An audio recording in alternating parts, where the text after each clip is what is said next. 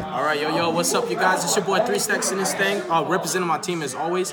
So today I hit the, where are we at, Viter? Yeah. Okay, the Viter locals, what's this car shop called? Lions Den. Lions Den, like this is my first time being there. I just recently moved to Viter, Texas. And I decided to check this locals out and take my favorite deck.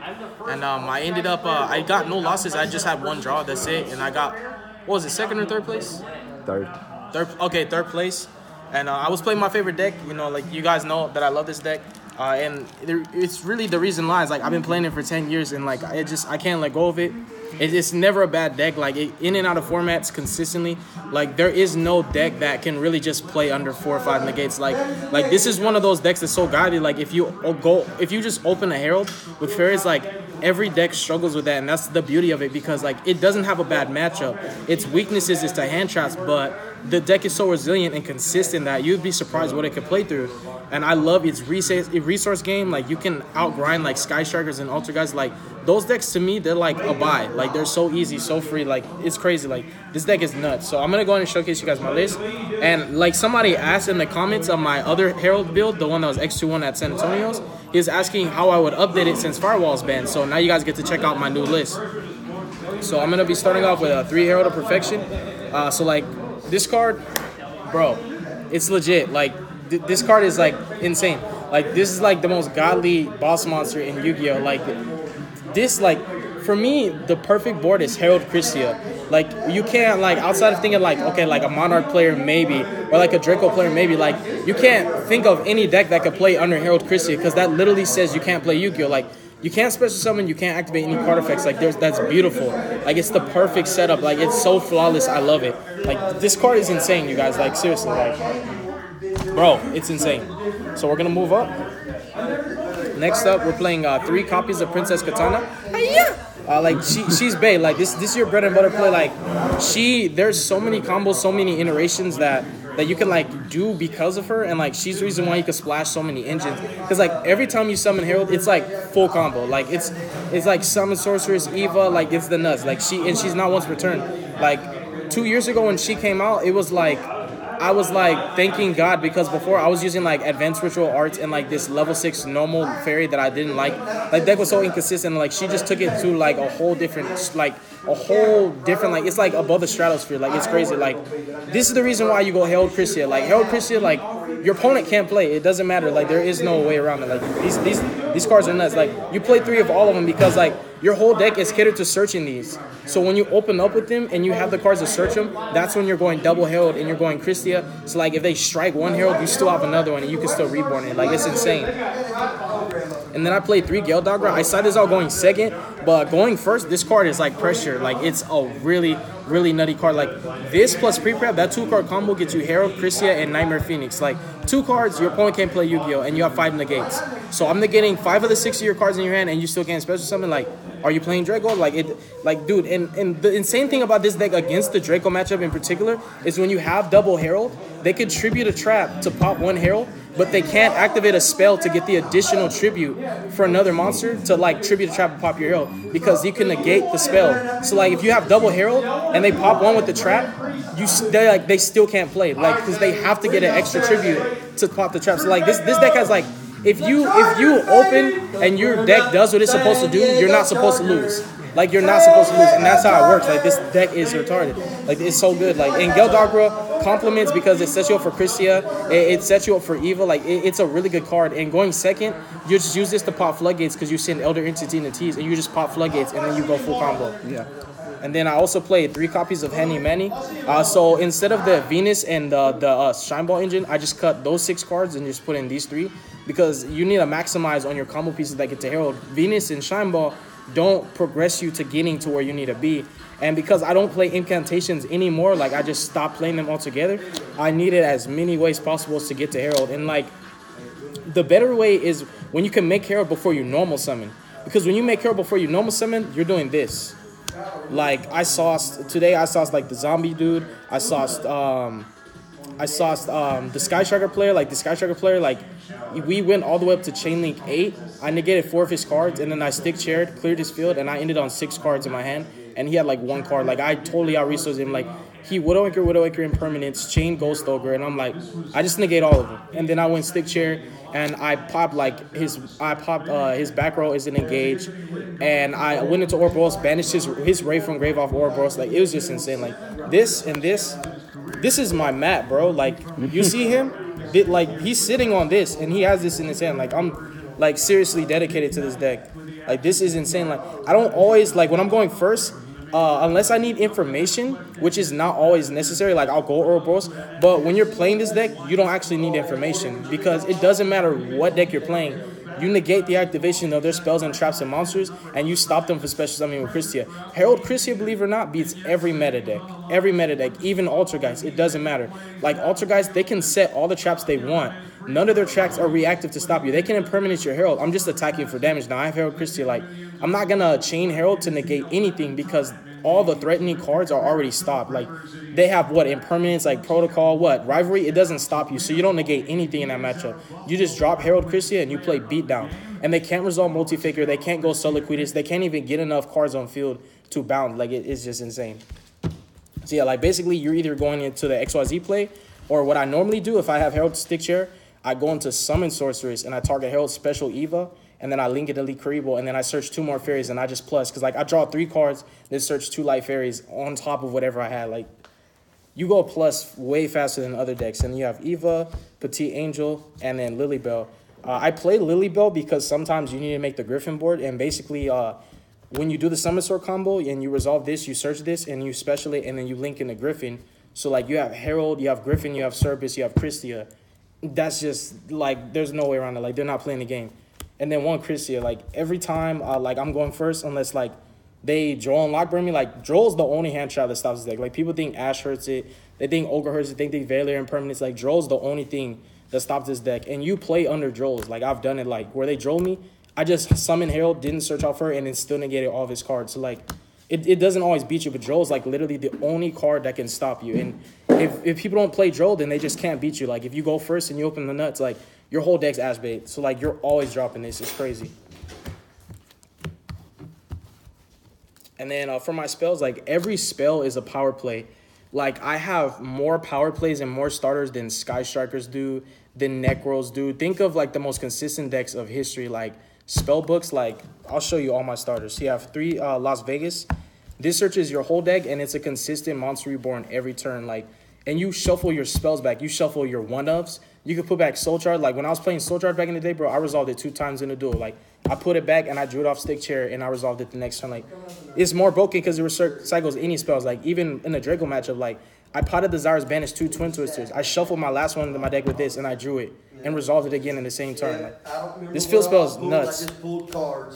And then 3 copies of Pre-Preparation to Ride. This is legitimately, like, my favorite spell in the game. Like, I love Ritual decks, and, like, Ritual decks is my forte. And, like, this card, I felt like Konami, like, did Ritual players justice by giving us this. Like, it's nuts. Like, this card is just so broken. And then 3 preps. Like, when I'm resolving this, it's normally +1, like, especially because, like, I'm comboing it with my field spell, discarding Dawn, and then I search Benton, play this, get Herald, and then get the Ritual spell from grave.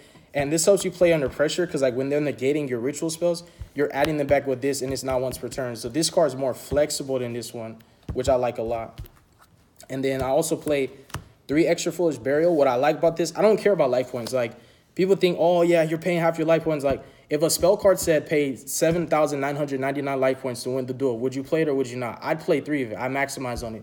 Because, like, if I'm winning, I'm winning. It doesn't matter. Like, if I'm dropping Herald Christia in that crazy board and you're not breaking it, I'm going to kill you anyway. So, like, my life points are a resource. I don't use them to defend myself. They're a resource that I maximize. Like, I utilize it with Geldogra and this. And this also helps going second because you drop Elder Entity and Tease. And you can just pop cards before you commit. Like, it's really good. And it's a Mandru that you don't normal summon. I'm almost done with my profile. And then I play 3 Pot of Desires. Like, when I'm saying, like, you have more power spells than, like, Sky Strikers, I'm not exaggerating. Like, your whole deck is just full of power plays. Like, Pot is nuts because everything's a 3-up. And once you drop Herald, you just want to draw fairies. Like, you're ideally trying to end on 6 fairies. Like, 6 fairies because you want to negate every card in their hand. You don't even want there to be a chance for them, like, okay, my last card isn't engaged, and I go plus, and I break your board. Like, you're like 6 fairies. There's no chance or percentage that you're going to win. Like, I'm negating every card in your hand. And then we have, next up, 3 Celestial Observatory. This card is insane too. It says draw 2. That's why I'm maximizing on this, because like this also helps you to get into your combo pieces faster. Like once you establish Herald, you're just drawing in your deck for fairies, and sometimes this makes your hands even more live. So like this and pot, like I don't care that they're once per turn. I maximize on them. It's like your spells, anything that's dead, you use this and you get rid of it. And then I play 2 Optimus Prime to search out my field spell, because you're trying to like load your grave with spells like as quickly as possible. And if you think of it, like every spell in my deck is a combo piece, but like if you also, this is why like my resource game is stronger than Sky Strikers, because like their only power spell is engage. Every spell here is a power spell. Every spell generates a ton of advantage, and anything that makes Herald, you go plus, bro. Like there are literally times where I had to discard cards in my hand because I had too many and I couldn't set my fairies. And the last spell is just 3 Dawn of the Herald. This spell, your deck can't really function without it. So like if I'm resolving pot, it's when I already have one in hand. I don't like to play the risk of banishing this, because like if I can't really play without Herald. Like that's the whole purpose of the deck. And then like for siding, like as you can see, I don't main hand traps, but you'd be surprised. Like if your opponent's not Gumblar looping you for 6 or summoning Rongo, like you could play. Like it's crazy. So for the side deck, because my deck loves going first and it just wins like going first, like it has a really, really good win rate, I play everything for going second.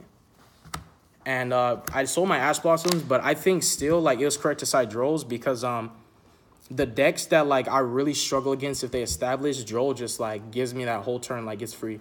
So I like Droll, and I wouldn't really change anything as far as this. Like this is for like strikes, because strike is another card that could hurt your Herald. But if you have like reboots and twins, it doesn't matter.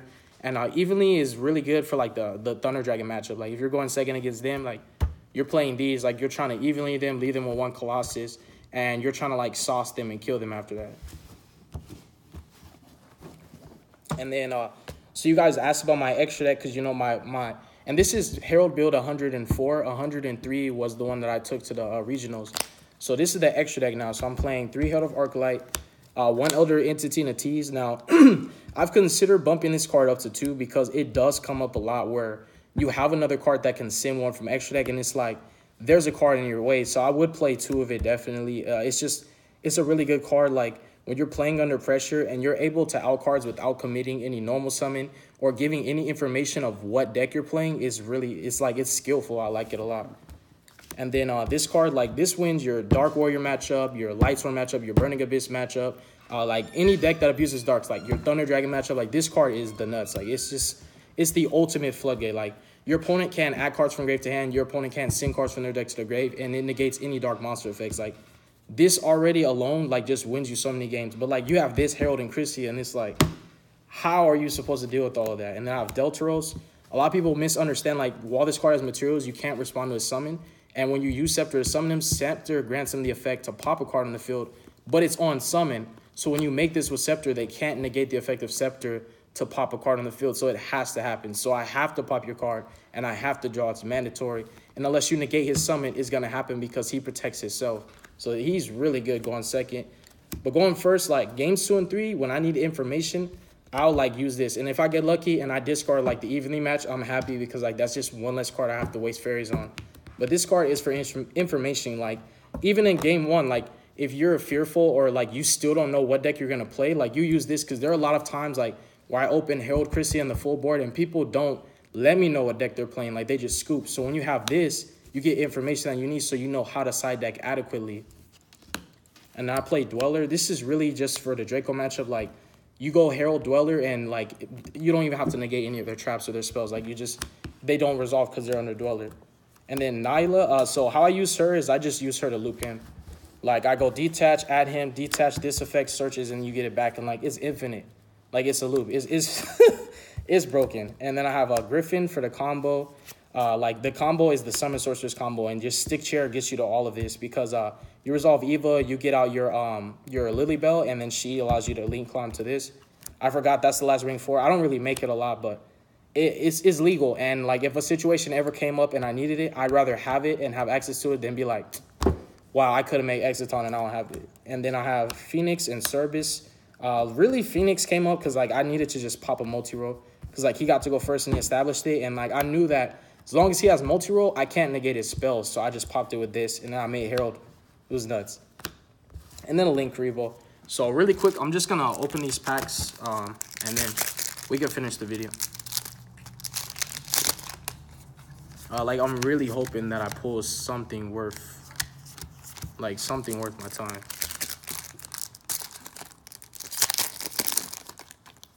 Bravo. What is this? Oh, that's a Ferrari Monster too. Oh, that's cute. And then that's cute too. Okay. The furry agenda pack. That's not that bad. I mean, I'm sure somebody will want those cards. Oh yeah, that's a bad pack. I don't like that stuff. Cybernetic Horizon was like, okay. Let me see that Boral Sword Dragon though. Borsword came out in Cybernetic Horizon? No, I'm Yeah, you did. No, it is, yeah. It did? It's an $80 card right now. Oh yeah, this OTX 9. Oh, come on, man.